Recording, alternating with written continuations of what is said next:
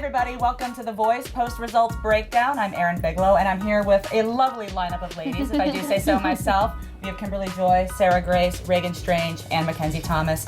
Thank you so much for being here, and first of all, congratulations on reaching semifinalist status for all of you. That is huge. Thank you so much. How are you handling everything so far? I mean, we're still fresh from last night, and I gotta be honest, I'm not sure that this is the group I would have necessarily predicted to be talking to today, so it's totally okay to say you're surprised. How's everyone processing everything? I mean, I'm just grateful to have gotten as far as I did. I know that it's not the end, it's just the beginning, and better things are going to be coming, bigger and better things are going to be coming, so you just take it one step at a time. Yeah. I just keep telling myself it can only go up, so I'm happy that I made it to semifinals, and I'm just really happy to still be here and even have the opportunity to sing in the finale. Yeah, for sure. I'm honestly surprised that I'm still here. I thought I was going home weeks ago, so I was just squeezing every little ounce out of this experience, and I got it all, so I'm really happy. And the gift that keeps on giving. Right. Yeah. I felt like I had my moment on The Voice, and so I came to do what I did, and I feel good about everything I left on the stage, and so going home, I feel like a winner. Yeah, nothing you change at this point. Yeah, nothing at all. And once we get to this point in the competition, there are so few artists left. It's hard for people at home to narrow it down and pick a favorite because they've been voting for multiple people multiple times throughout the season. Do you feel that there might be some overlapping fan bases at this point that could have contributed to the results last night? For sure.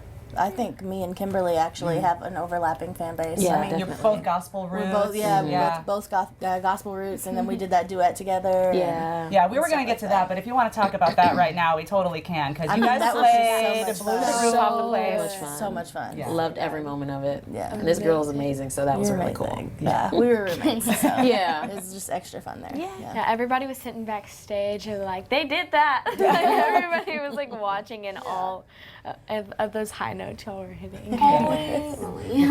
What was it like teaming up with Chris? You guys doing a little bit of country, a little rock? So fun. I had such a great time teaming up with Chris.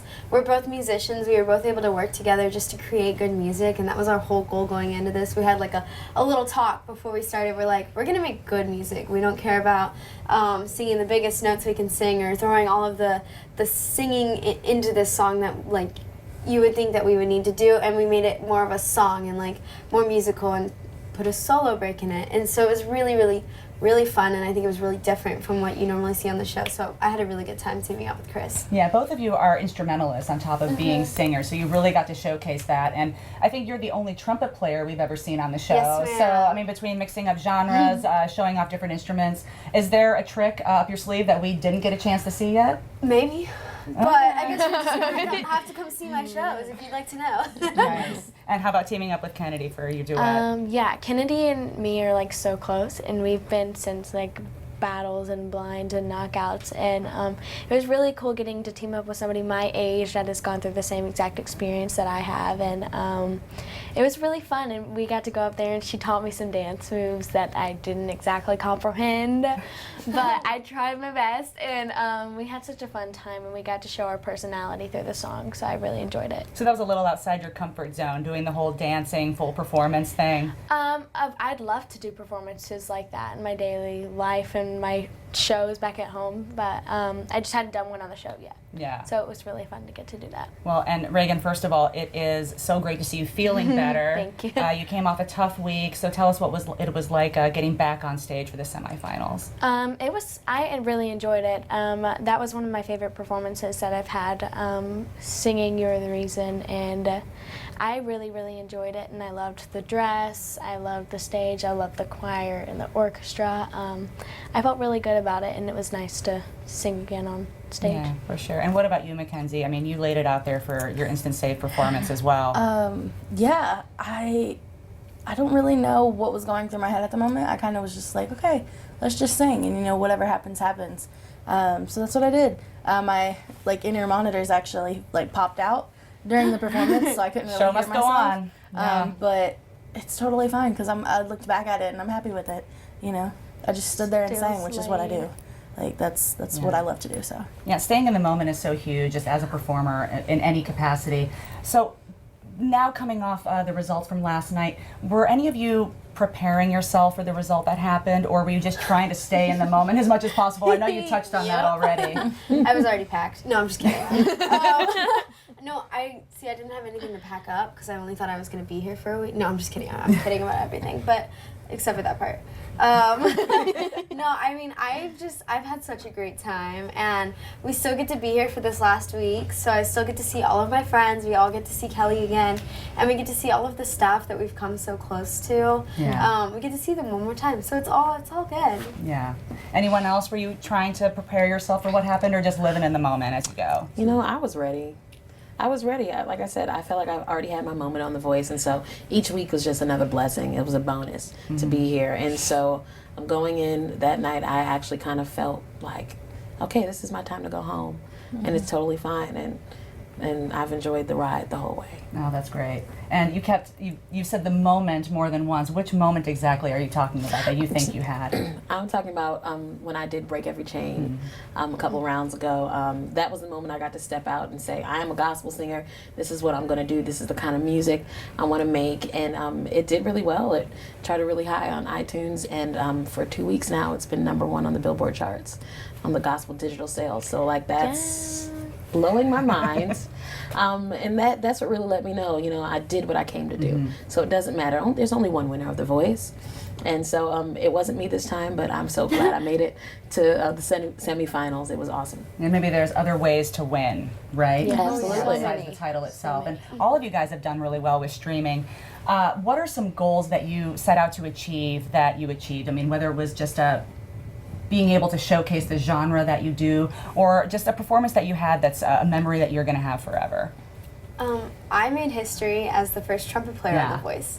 So that was really, really cool, and my song is still charting on, I think it's #2 on the gospel charts. My original song just hit #1 on the blues charts this morning. So that was really, really cool. And I'm also charting on the pop charts. So it's really cool to be on 3 different charts at the same time. Right. So something that I've done that I never expected to do. And one of my goals was to chart. So I definitely did that. And Yeah. it's just been such a blessing. And my performance of Amazing Grace was #3 on the overall charts. So it's just been a really cool ride. Yeah, so many people weren't familiar with that arrangement of the song either. It was so that really was cool huge. to bring that to the forefront. And the Blind Boys of Alabama actually called me, and they were like, "We love you. We want to meet you." They're going to be in LA very soon, so I think I'm going to get to meet them, and I'm very excited about it. Nice. Yeah. That's great. And MaKenzie, I mean, you've done Celine, you've done Mariah. You just kept topping yourself week after week, and even Jennifer was like, "What's happening?" Like, Yeah, I mean, she called it the diva train. yeah. That's what we were trying to ride out there. Yeah, no, I was just grateful to be able to perform iconic songs like that on the show, because although I've sang most of those songs like for years, I don't really sing big hits like that in public, and it was out of fear of like messing up an iconic hit in front of a bunch of people. But Or singing in front of Mariah Carey herself. Or singing in front of Mariah. Yeah, when Mariah cried, that's probably like that, and the first time Jennifer threw something at me. Those are like the moments that I cherish probably more than anything. Yeah, for sure. And what about you, Reagan? What's a memory that you're always going to have? I mean, not only like getting a chart topper or whatever, or anything like that, but even just walking out on that stage and getting to perform on that stage. It's been like a childhood like dream of mine to be on The Voice. So For sure. just the moment where I got to step out on that stage in front of the 4 coaches, like no matter what happened, that was already like, I'm here. like yeah, I'm actually here. This is that actually was happening. already like the coolest thing I'd ever done in my life. Oh, for sure. So let's get a more behind the scenes scoop about things that maybe viewers didn't get to see at home. We got a little bit of a look at those blooper reels. Chevelle falling off the hammock was That a was classic moment for adorable. sure. Cute. Anything else that sticks out that you maybe want people to know that could have been a funny moment? My favorite part about Chevelle falling out of the hammock was she had to get the sticks out of her hair afterwards. Oh, it was just like a whole you thing missed after. that part, but it was so funny. I wasn't there, but she told me about it and had a video and everything, and I was like, this is adorable. I've had a lot of moments like that, getting sticks and stuff out of my hair, because sometimes to get the shots for those really nice reflective moments that they have before we sing, like I'm in a tree. One time my hair got stuck in a tree, this big hair, and they were just like, I'll get the twigs, and they were just pulling leaves and twigs and grass out of my hair. It was really weird, but it was funny. Yeah, people at home have no idea that things like that happen for sure. I wish that we had been filmed like almost constantly when we were on set because I'm telling you, I never tripped more in my life wearing heels because they're like on stage. You know, there's so many like little, just tiny little like steps that aren't Stage even is so steps. trippy. Yeah, and I just I've fall tripped up. all the time. Like The they have all stairs. these lights that are like wavy, and like you have to like walk on it, and you think you need to go up and down, but you don't. Yeah, it's an optical illusion. Straight. Yeah. Yeah, I've tripped up a Flat. couple stairs, like during the live show, but they weren't panned to me. So Hallelujah.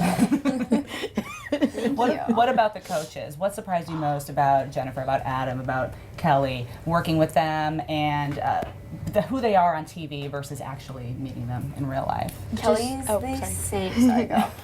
Kelly is the same person on TV as she is, like, not on TV. Like, we went to an escape room with her, that's so and fun. it was really, really fun.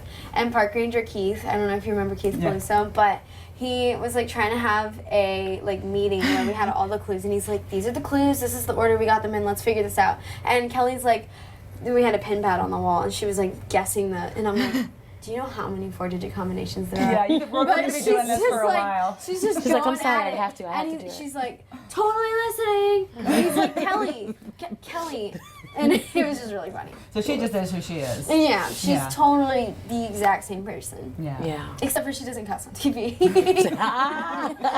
There's no filter off camera. No. Nice. I'm hiring. And she always goes aim higher afterwards.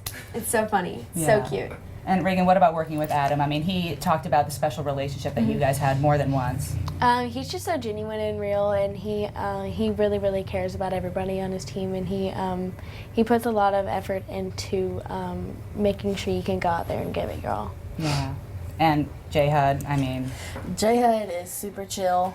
She's really easy to talk to. I mean, obviously, the first couple times that I actually got to hang out with her, I was starstruck, and so very quiet. did you get over that eventually? The starstruck thing? A little bit. Okay. A little bit. I'm still like, you know, every That time she comments on a photo or something of mine on Instagram, I still kind of like freak out just a little bit. But then I'm like, wait, no, okay. It's okay. friends, This is it's normal. fine. This is normal now. But yeah, no, she's just super down to earth and very easy to talk to. Especially, you know, after getting to hang out with her at that church and experience that with her. That was so and just- special. I mean, she had this little anecdote about the heat holes in the church floor, that, you know, the heaters on the floor basically, and how she would always like sit over top of them to make sure that she stayed warm. And, you know, it's just little moments like that that are just things that I will carry with me forever. Wow. Yeah. Now, going forward for all of you, this is just the beginning, so let's talk about some next steps. You've had the exposure, now you have the platform, so using your experience on The Voice to just take it next level. What's happening? Yeah, right now my band and producers and I are working on an album, and it's going to be released next year. It's going to be amazing, and working on setting up some shows and coming out to some churches so I can just bring Kymberli Joye to the world. Nice. Sarah Grace? My band, Sarah Grace and the Soul, released our single, What I Came For, and it's on all of the places. Like, just go look everywhere. It's there, I promise. And it's just been really cool to see all the love that that's getting. Like I said earlier, it's #1 on the blues chart, which is insane to have an original charting like that. And we're playing all of these blues festivals. We're getting all of these calls. It's been so amazing to have all of these really cool opportunities pop up.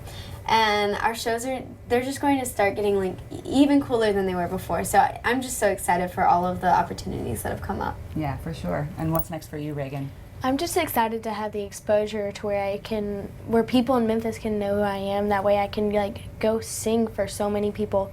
What I want to do is I want to reach people with my music, and I want to spread a good message, and I want people to feel happy when they listen to me sing, and I want to just sing for as many people as I can and spread a good message with what I'm saying.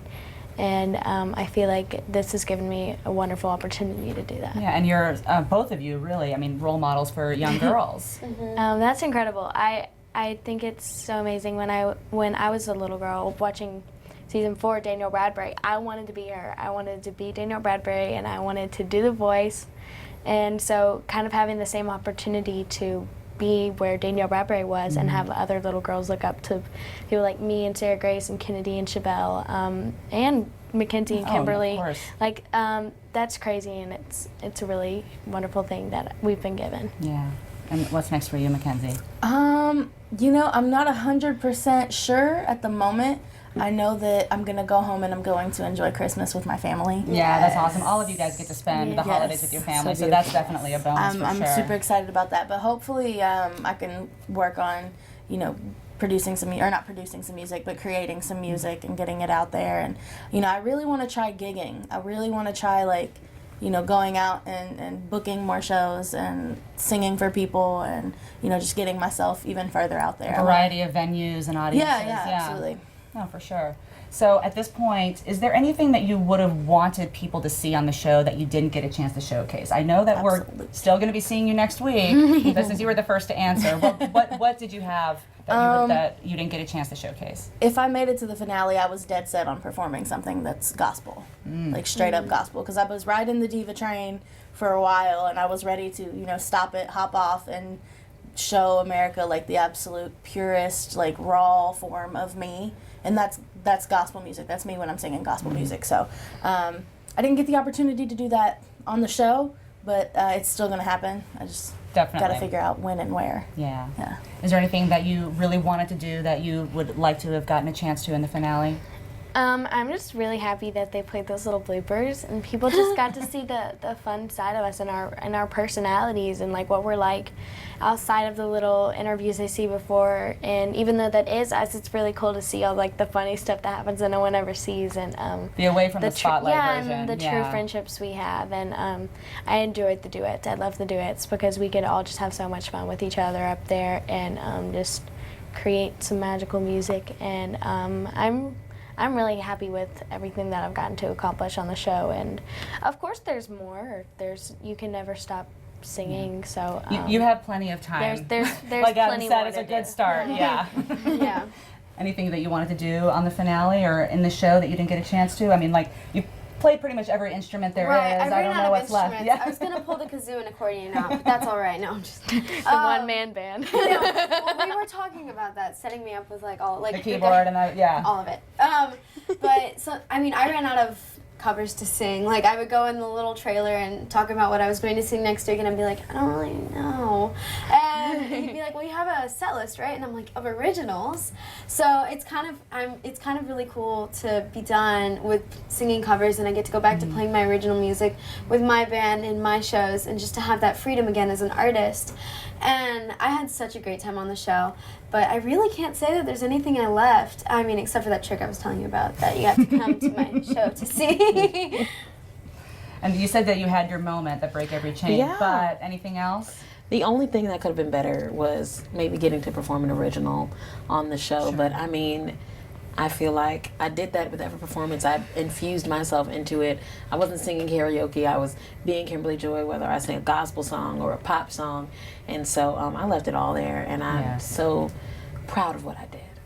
That's great. And you all have legit followings at this point, and they are very vocal on social media. And you've all posted something at least just reflecting on your time on the show and thanking the fans. But how has the fan response been for each of you since last night? Man, okay, so it's crazy. I since the show, I've probably gained like over 50,000 followers. Like, it's insane. And my fans are legit crazy in the best In a good way. In the best way possible. The best way possible. Like, they're so loyal. There was this rude comment that somebody made on my post from last night, actually. And within like 0.2 seconds, there were like 60 comments under it. They like, came for him. It was this chick, and she basically made like a joke about my aesthetic, and they came for her. And I was like, yo, y'all gotta chill out, because I'm all about spreading love and positivity, and I appreciate the support and that y'all got my back, but you gotta chill out, don't be mean to her. Like, they came for her. It was funny, but it was also, I was like, I had to stop it. I was like, no, guys, come on. Take it down. Show her some love. Maybe then she won't comment like that again. Yeah, for sure. And you have the Strangers. Your fan base actually has their own name.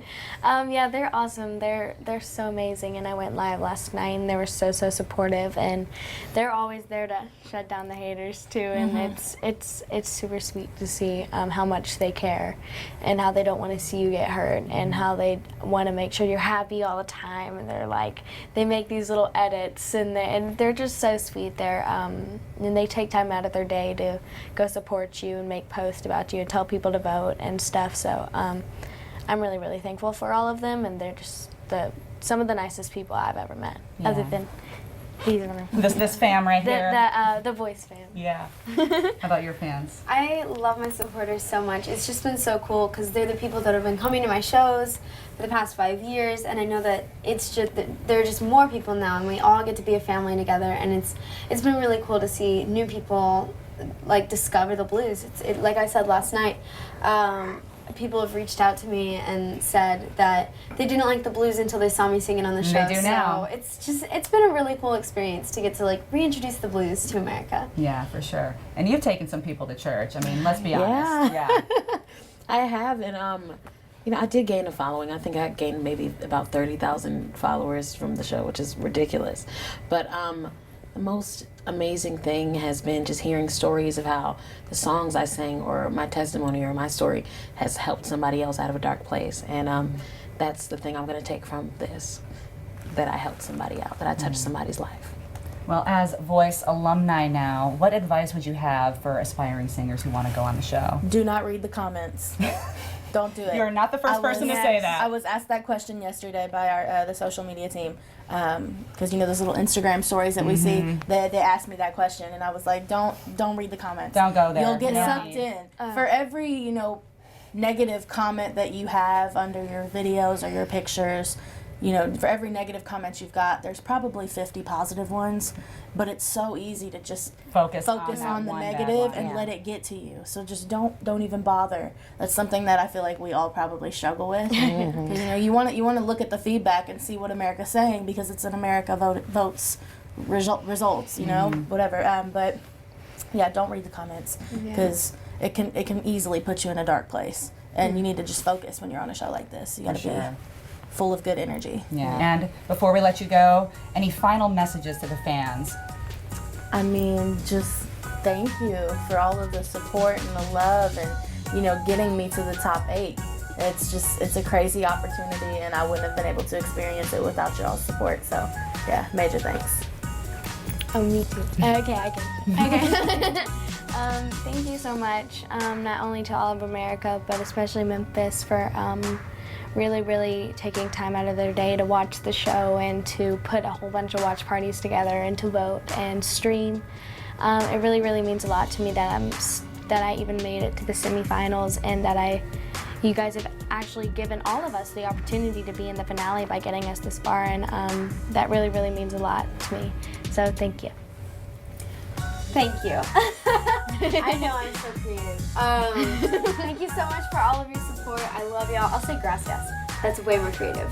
Thank you so much. I love y'all. Houston is the best, but also not only in Texas, I love the rest of America. Don't worry.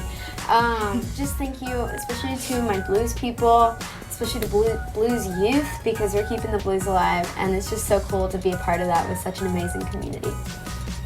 And I just want to say thank you to my fan family from Connecticut and from all over the world, all over the country. Thank you so much for connecting with me and embracing me with my story. And you ain't seen nothing yet. All right. That's right. Thank you so much, ladies, for being here. And it was a pleasure to watch you all season. Best of luck. And Thank you. We'll see you in the finale. Yeah. Surprise, surprise. All right, thanks so much. Thanks, everybody.